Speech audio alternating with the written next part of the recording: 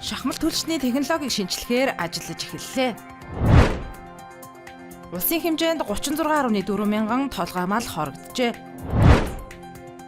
Улаанбаатар хотод гол нэрийн зарим барааны үн өмнөх сараас 1.4%, өмнөх 7 хоногоос 0.3%-аар тус өсжээ.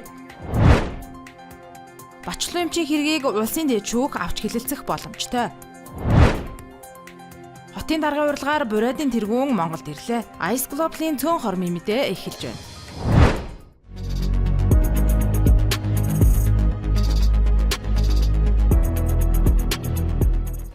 Шахмал түлшний үндсэн түүхийн эдийг солих, чанарыг сайжруулах, стандартыг шинээр боловсруулах ажил эхэлжээ. Тодорхойлбол Эрдэнэс 5 толгойн баяжуулсан нүрсээр шахмал түлш үйлдвэрлэх туршилт эхэлсэн байна.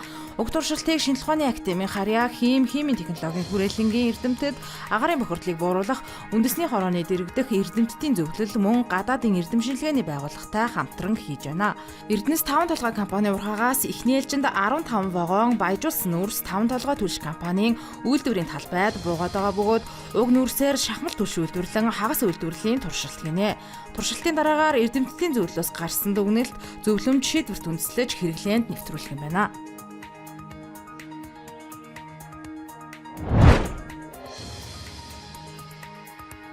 Оны эхний 2 дугаар сарын байдлаар улсын хэмжээнд 36.4 мянган мал хорогдоод байна. Тодорхойлбол ямаа 14.9 мянга, хонь 12.3 мянга, үхэр 5.1 мянга, адуу 4 мянга, тэмээ 77 толгоогоор тус хорогджээ. Нийт хорогдсон малын 33.8%-ийг хонь, 40.9%-ийг ямаа эзэлж байна. Баян-Улгийн аймагт 6.8 мянга, Ховд аймагт 6 мянга, Увс аймагт 3.6 мянга, Хөвсгөл аймагт 3.4 мянга, Говьлтай аймагт 3.4 мянга, Арангаан аймагт 2.8 мянга, Завхан аймагт 2.3 мянга, Хэнтэй аймагт 1.4 мянган толгой мал хорогдсон нь нийт хорогдлын 81.7%-ийг эзэлж байна. Улаанбаатар хотод гол нэрийн зарим барааны үн өмнөх сараас 1.4%, өмнөх 7 хоногоос 0.3%-аар тус өссөн байна.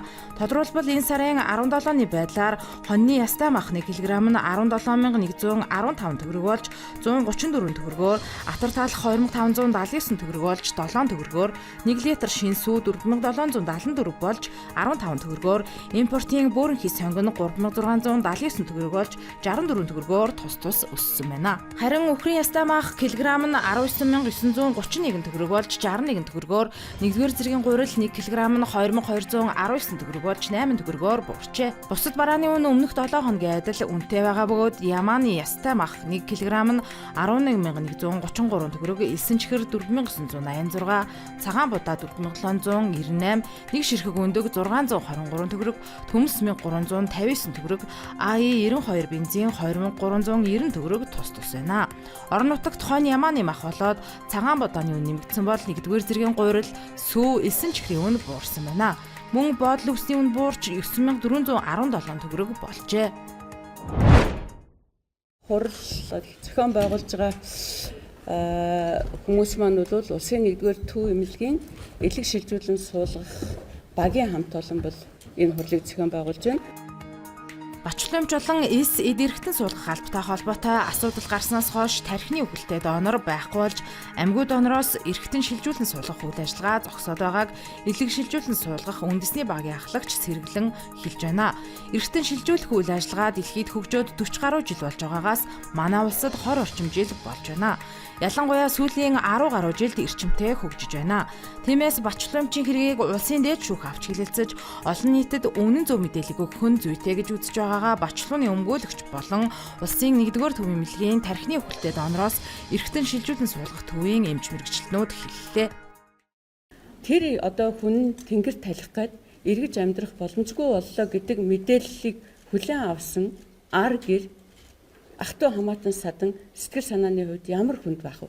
Яг тэр үед нь нүүр тулж очиж уулзаж одоо танай хүн ингээд нэгэнт одоо тэнгэр тальж байгаа учраас бусад хүмүүст буян болооч гэж гуйдаг энэ хүчгүй албыг гүйцэтгэдэг энэ хүмүүс бол манай энэ эсийг эрхтэн шилжүүлэн суулгах албаны хүмүүсүүд. Бачлуу маань энэ л үргийг гүйцэтгэж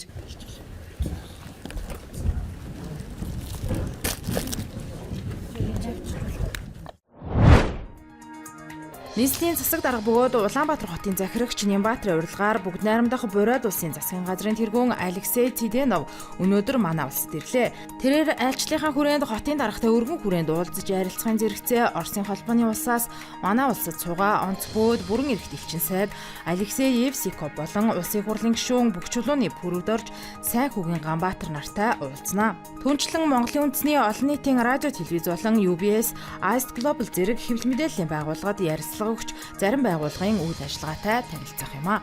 Ice Global-ийн цөөн хормын мэдээ байла. Ажлын амжилт хүсье.